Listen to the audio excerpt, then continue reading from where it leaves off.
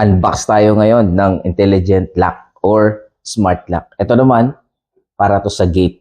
So, yung lock namin sa gate, okay pa naman, pero tingin ko pwede na siya palitan. Palitan na natin siya ng ganito para minsan, ang hirap kasi pagkadukot ko ng susi. Minsan naiiwan yung susi, hindi tayo makapasok agad. So, tingnan natin kung paano ito gagana dun sa ating gate. So, i-unbox muna natin siya bago natin siya i-install. So, medyo hindi na maganda yung itsura ng box, pero tingin ko naman, okay pa yung smart lock natin. So, ito siya. Buksan lang natin. Bali, ano ba yung laman ng smart lock? So, ganito lang siya. Ito yung manual natin para sa smart lock. Make sure lang na basahin natin yung manual. So, kung makikita natin dito, ang primary language niya is English. Pero pwede mo siyang palitan, English, Vietnamese, Portuguese, Arabic, Russian, Thai, Spanish, Indonesian, and France. May mga code yan, tapos papalitan na lang natin siya. Pero dahil English naman yung requirement natin, or kailangan natin, hindi na natin siya papalitan. So, ito na yung laman ng smart lock natin, or para dun sa gate. So, ito yung pinaka main niya. Ito yung sa likod. So, ayan. Ayan yung itsura niya. Tapos, ito naman yung pinaka door lock niya sa labas. So, ito yung sa fingerprint at dito naman yung sa pin code. Tapos, ito yung pinaka manual key. Dito natin gagamitin yung susi pagka nalobat na siya. Tapos, ayan yung wires. Tapos, kala ko nito plastic, no? Pero nung pag dumating siya, nakita ko, hindi siya plastic. Parang hard aluminum siya. Matigas siya talaga. So, tingin ko nga, uubra nga to sa, sa hard condition, weather condition. IP65 ito. Naghahanap ako IP66 pero wala eh. IP65 siguro tingin ko naman, uubra naman siya. Kasi pang outdoor ko siya ilalagay. Tapos direct sunlight sa umaga hanggang hapon. So ito yung sa latch niya. Yan. Kung mangyari niya pag ganun yan. Yan. May magnet pala siya. Oh. Ito siguro yung sensor niya para mag-lock na siya. Tingnan natin pag na-setup na natin. Mga rubber gasket. Tapos ito yung, ayan, yung susi niya. Dito yan ilalagay. Tapos, ito naman, cover. Kasi syempre pagka umuulan, pag basa kasi, mas mahirap gamitin yung fingerprint method. So, maganda may cover siya. Tapos tuyo yung kamay mo. Yan. Kaya may cover siya pag ganyan. Tapos ito na yung mga keycard. Dalawa. Tapos meron siya dito mga cutting guide. Ito yung pinaka-importante. Cutting template. Ayan. So, ito yung cutting template mo. Sundin mo lang yan para maikabit mo ng maayos yung smart gate lock mo. Tapos meron ditong extra wires for tingin ko sa battery ito. So, ayun lang. I-install na natin ito para mapalitan na natin yung ating lock sa gate. Pakita natin ngayon kung paano mag-add ng admin user dito sa ating smart gate lock. So, ito yung manual na pinakita natin kanina. So, smart lock manual, user manual. So, ito yung sa language nga. Tapos, yung second page niyan, dito ituturo na sa atin kung paano mag-add ng mga admin user. So, babasahin lang natin ito. Then, i-key in natin yung user na ating gagamitin. So, paano natin ini-initiate yan? Press asterisk lang, saka number sign. Tapos, ito yun naman yung mga parts ng ating smart gate lock.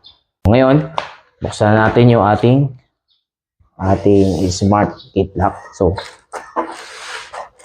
ito yung pinaka gate lock niya. Tanggalin lang natin. Tapos,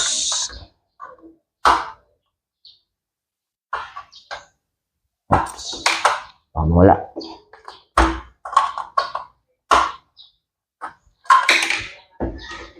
Kung makikita nyo yung itsura niya, stainless talaga siya. Tapos makapal siya, mabigat. So, ayan yung laman niya, loob. So, ito yung pinaka-case niya.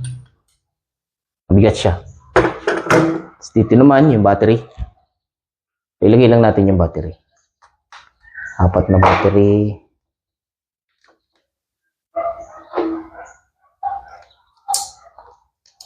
Di pa ako nakakabili ng battery pero tingin ko gagana naman to. So, nakabit na natin yung battery. Yan, tumunog na siya.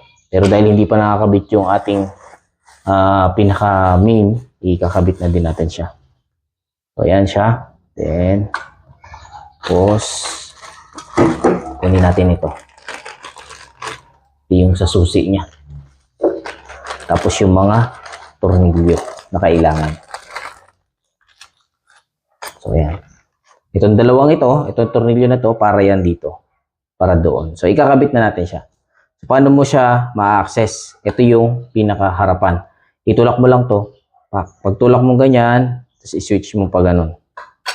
Ayan, mabubuksan mo na. Tapos, ipasok mo na to. Doon. Pasok mo lang siya dyan.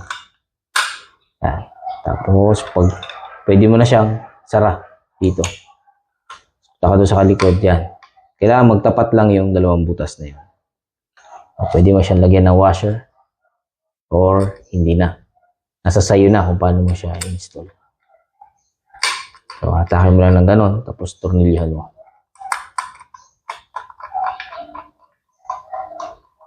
Okay. Isa naman, ganun din. Pero kung titingnan ninyo, nilagay natin yung washer, kumakalang siya eh. So siguro, palta natin yung washer niya ng mas maliit. So sa ngayon, ikabit lang muna natin siya para makapag-add tayo na user.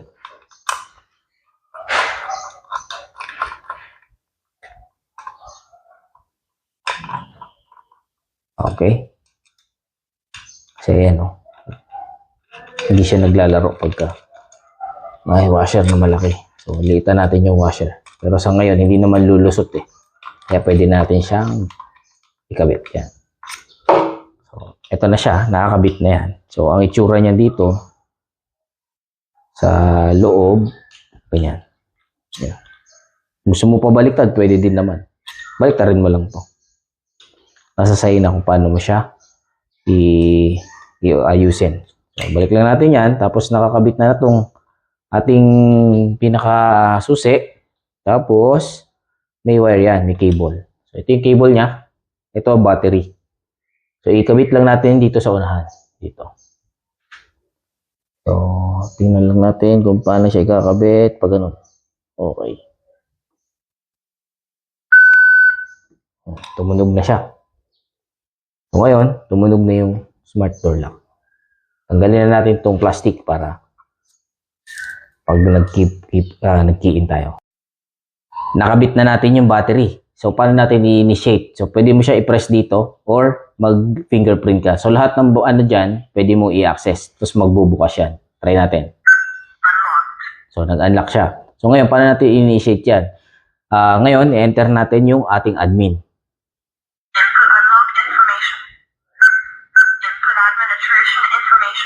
So, ayan, sinabi niya, admin information. So, pakikinggan mo lang kung ano yung sasabihin niya.